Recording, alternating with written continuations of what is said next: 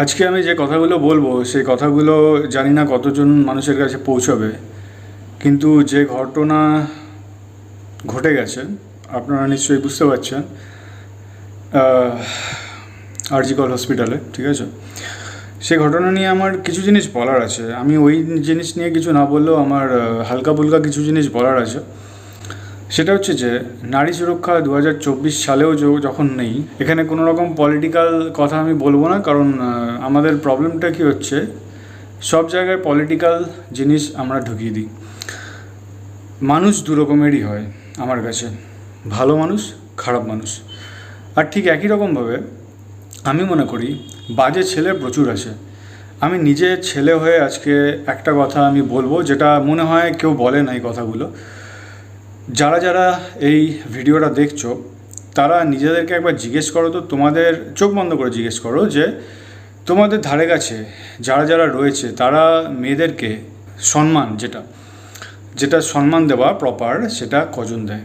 ঠিক আছে, তোমাদের মধ্যে অনেকেই এরকম থাকবে যারা লোক দেখানির সম্মান তো দেয়, মানে ওপর দেয়, বা ফেসবুকে বা অনেক বড় বড় পোস্ট করে, অনেক বড় বড় কথা বলে, ঠিক আছে, সোশ্যাল সাইটে, ঠিক আছে, কিন্তু বাস্তবে তারা মেয়েদেরকে কোনো রকম সম্মান দেয় না। তারা মেয়েদেরকে একটা ভোগ বস্তু বা ফালতু ওয়ার্ড একটা আছে সেই হিসেবেই দেখে।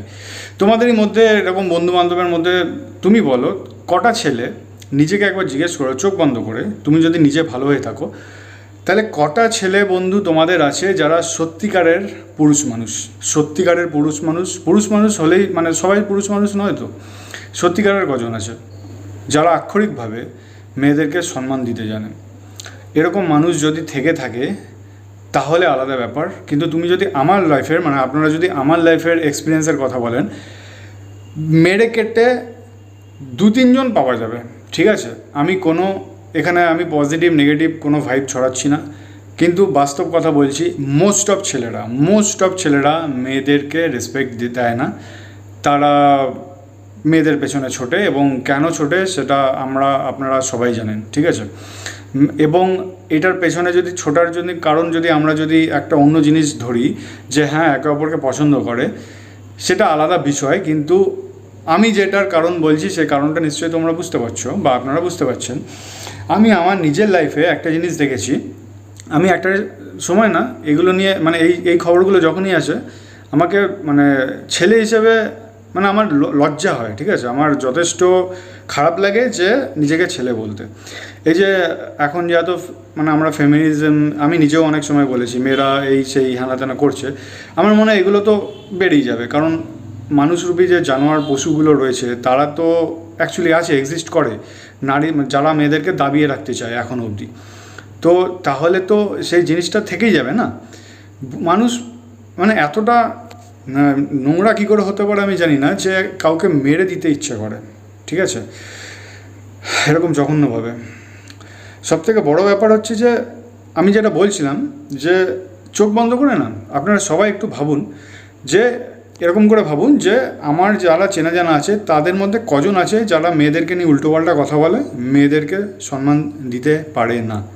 ভালো করে ভেবে দেখবেন, মানে ম্যাক্সিমাম দেয় না সম্মান, ঠিক আছে, একটা মুখোশ পরে রাখে, সম্মান তো দেয় না।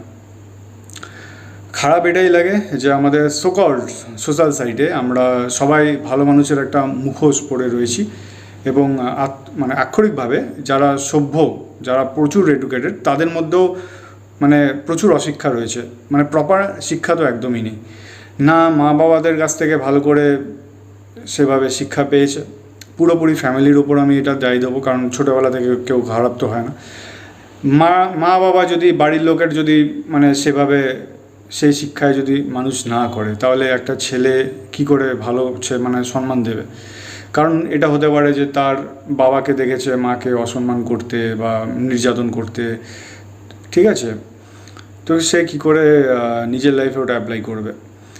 তো আমার কথা হচ্ছে যে এই সমাজটা দিনের পর দিন খারাপ হতেই যাচ্ছে, হয়েই যাবে, কারণ পুরাণ মতে কলকি যে টাইমটা আসবে তার আগে অবধি নাকি মানবতা পুরো শেষ হয়ে যাবে। 2-1 জন থাকবে যারাই বেঁচে থাকবে, এবং তারাই শ্রীকৃষ্ণের পরের জন্ম যে আসবে পুরাণ মতে কল্কি অবতার তাদের সাথে থাকবে, তাদেরকে বয়ে নিয়ে যাবে সেই জেনারেশনটাকে। কিন্তু আমি এটা রিয়েলাইজ করতে পারছি যত দিন যাচ্ছে, মানে সমাজটা আরও নিচের দিকে তলানিতে ঠেকছে। এবার আপনাদের কাছে একটাই জিনিস, সেটা হচ্ছে যে অনুরোধ, যেরকম টাইপেরই মানুষ হোক না কেন, সে যদি আপনার বন্ধুও হয়, সে বন্ধু যদি মেয়েদের নামে কোনো রকম উল্টোপাল্টা কথাবার্তা বলে না, একটা কাজ করবেন, তাদেরকে বলে দেবেন যে আজকের পর থেকে তারা আপনার বন্ধু নয়। বন্ধু এই ওয়ার্ডটা না সবার জন্য নয়। আর এদেরকে সমাজে চিহ্নিত করে নেওয়া এখন থেকে অত্যন্ত জরুরি। যদি করতে পারেন তাহলে হয়তো হয়তো কিছু পশুদের আমরা হত্যা করতে পারবো, জঙ্গলি অ্যাকচুয়াল মানুষরূপী পশু। তার আগে কিচ্ছু হবে না। বাস।